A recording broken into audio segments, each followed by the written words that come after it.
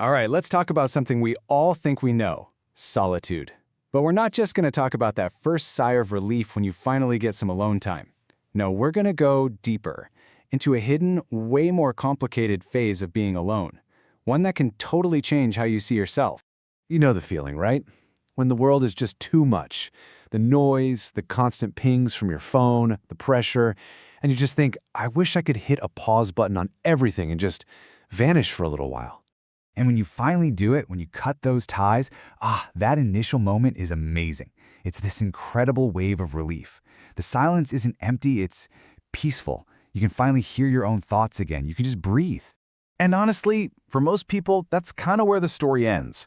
We all focus on this honeymoon phase, right? The good part, the restorative power of getting away from it all. It's what we all dream about. But what happens when that feeling starts to fade? Because if you stay in that quiet for long enough, the feeling starts to change. That comforting silence begins to feel a little bit different.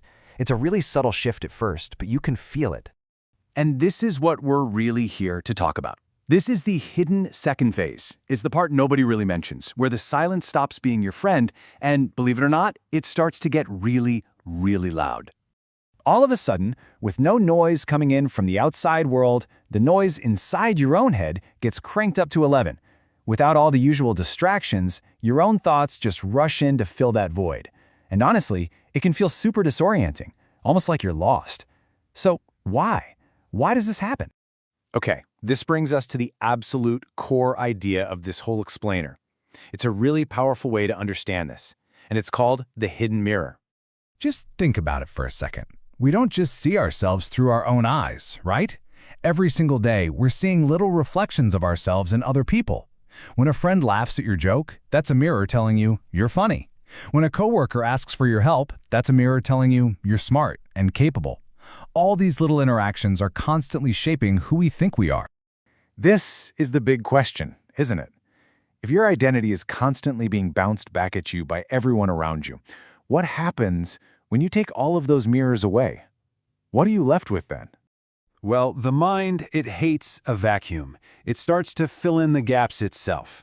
And that little voice in your head, it isn't always nice. Suddenly, your own self-criticism gets way louder. Old memories you thought you dealt with start bubbling up. And your sense of self, the person you thought you were, it all starts to feel kind of blurry. And that brings us to this next big idea, the walls. The walls we build around ourselves when we seek out that solitude. We think they're just for protection, but they have a hidden price. And here's the huge paradox. On the one hand, yeah, the walls work. They do a great job of keeping out all the stuff you don't want, the pain, the judgment, the noise. But here's the catch. They block out the good stuff too. They block connection with other people, they block support, and maybe most importantly, they block those hidden mirrors that we actually need to see ourselves. So picture it. You're sitting all alone, in the quiet, behind these walls that you've built, and eventually you're faced with a question that is incredibly hard to answer. Yeah, this is where you have to make a really tough distinction. Is this quiet that you're feeling, is it actual genuine peace, or is it something else? Is it just a total lack of feeling? And that's it. That's the question that echoes in that deep, deep solitude. Have you actually found peace? Or have you just built the walls so high that you can't feel the pain anymore, but you can't feel any of the joy either? It's a pretty heavy thing to ask yourself. So in the end, that's what this all comes down to. Deep solitude strips away all those external reflections we lean on every day without even knowing it. It makes you look at yourself with zero filters. So, the final question we want to leave you with is this. When all those mirrors are finally gone, who is the person you see looking back?